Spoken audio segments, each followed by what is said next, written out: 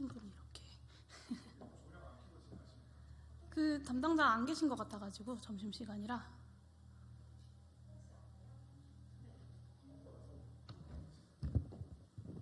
그러면 잠시 기다렸다가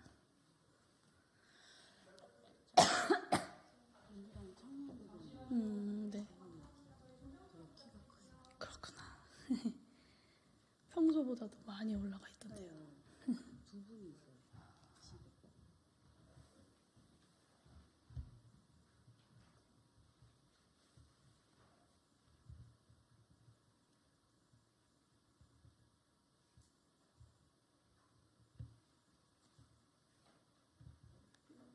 우와. 네. 카메라 설정하시고 나면 시작하겠습니다. 더워요? 네.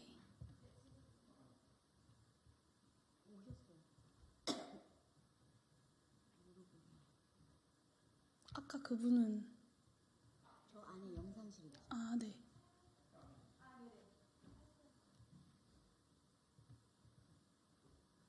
네, 감사합니다. 네, 진정으로 선거 제도에 옳고 그름이 없다고 믿으십니까? 더불어민주당과 국민의힘이 병립형 퇴행에 대해 협상할 것이라는 소식이 전해지고 있습니다. 원조 연동형 비례대표제 제도 파괴 정당인 국민의힘이야 늘 똑같은 입장이었습니다.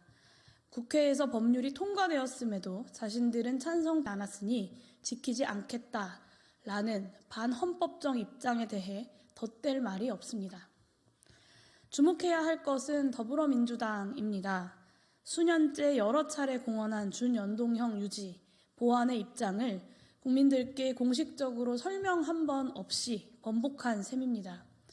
심지어 국민 500여 명이 직접 참여한 국회 정개특위의 선거제 개편을 위한 공론조사 결과도 무시하겠다는 뜻입니다. 심심한 유감의 뜻을 표합니다. 현 국면에 대한 기본소득당의 입장을 다시 한번 밝히고자 합니다. 박정희 정권은 쿠데타 직후 지역구 의석에서 1위를 한 정당이 비례대표 의석의 3분의 2를 독식한다는 조항을 만들었습니다.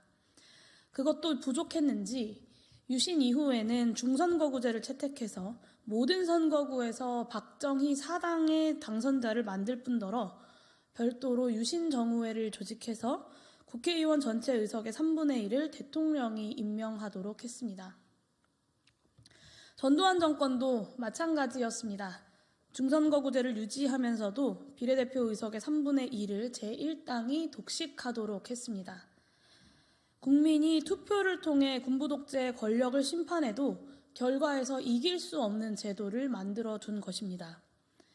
87년 6월 항쟁 이후 치러진 노태우 정권 하에 총선에서도 지역구 의석수 1위 정당은 전국구를 2분의 1 독식한다는 조항은 그대로 남아 있었습니다. 민심을 그대로 국회에 반영하는 것보다 국정 운영의 안정성이 중요하다는 이유를 둘러댔습니다. 기득권 세력의 권력 유지가 제일 중요하다라는 원칙이 민주주의 평등선거의 원칙보다 더 중요했던 시대였습니다. 제가 살아본 적 없는 시대였기에, 그리고 책으로만 배운 선거제도였기에 21세기도 이미 20여 년이나 지난 이제는 그런 논의가 더 이상 없을 것이라 기대했습니다. 21세기 들어서도 그러나 우리 국민들은 거리로 나와 촛불 항쟁으로 박근혜 정권을 무너뜨려야 했습니다. 무능하고 무책임한 정치가 문제였기 때문입니다. 그렇기 때문에 국민들은 촛불혁명 이후에 정치개혁을 요구했습니다. 수년간의 진통 끝에 결국 준연동형 비례대표제 도입을 합의해낼 수 있었습니다. 미완의 개혁이었지만 민심을 그대로 국회에 반영해야 한다는 원칙, 그 거대한 강은 넘어선 것이라 믿었습니다. 끝끝내 탄핵을 인정할 수 없다는 단 하나의 정치 세력을 제외한 상식적인 모든 민주적인 정치 세력은 표의 등가성의 원칙, 평등선거의 실현을 동의했다고 믿었습니다.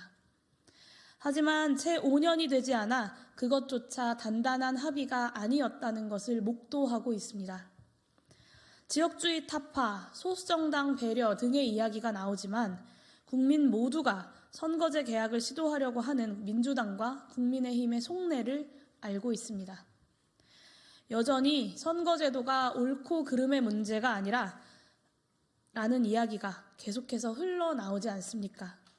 자당의 승리가 선거제 개혁에 있어서 가장 중요한 원칙이라는 낯뜨거운 주장들이 주요 정치인들로부터 계속해서 반복되고 있지 않습니까?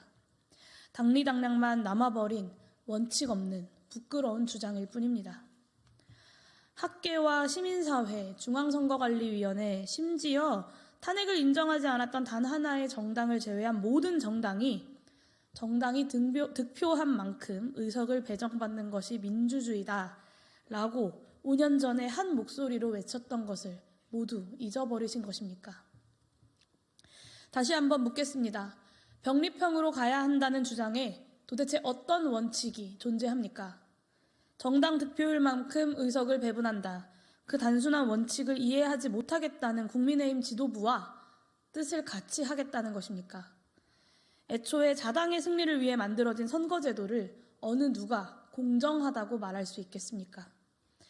군부 독재 시절 선거제도도 모두 기득권 정당이 정당의 지지율보다 더 많은 의석을 갖는 제도였고 그 또한 국정 운영의 안정성이라는 명백한 근거가 존재했었다는 것을 우리는 기억해야 합니다.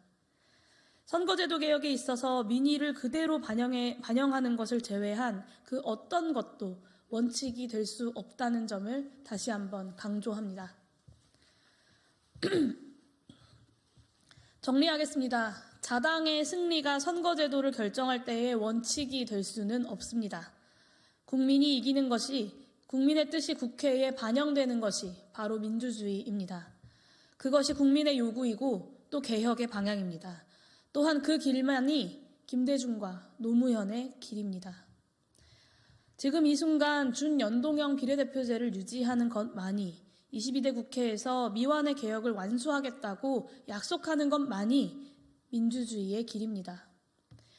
그렇게 민주진보 진영이 힘을 모아서 5년 전에도 그리고 지금까지도 정치개혁을 거부하고 있는 박근혜 장당 그리고 윤석열 사당을 심판하고 국회를 국민들께 다시 돌려드리는 것만이 유일한 승리의 길입니다.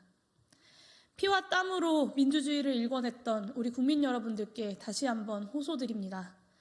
다시 한번 힘을 모아주십시오. 김대중 전 대통령께서 말씀하셨듯 하다못해 담벼락을 쳐다보고 욕이라도 해주십시오. 원칙도 없고 방향도 없는 기득권 지키기에 매몰된 기득권 정당을 크게 꾸짖어 주십시오. 명분이 아무리 좋더라도 실리를 고민하라라는 진심 어린 많은 분들의 조언에 그리고 그 마음에 감사드립니다. 하지만 저와 기본소득당은 민주주의의 길이 아무리 모질고 험난하더라도 그 길을 가겠다라고 결정했습니다.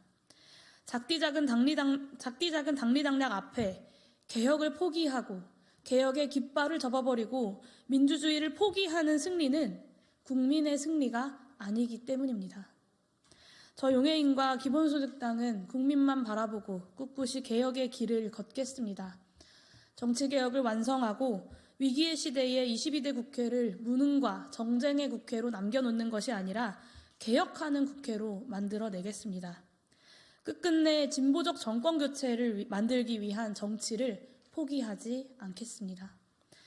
이를 위해서라도 지금 이 순간 선거제 개혁을 막아내기 위한 최선의 노력을 다하겠습니다. 감사합니다.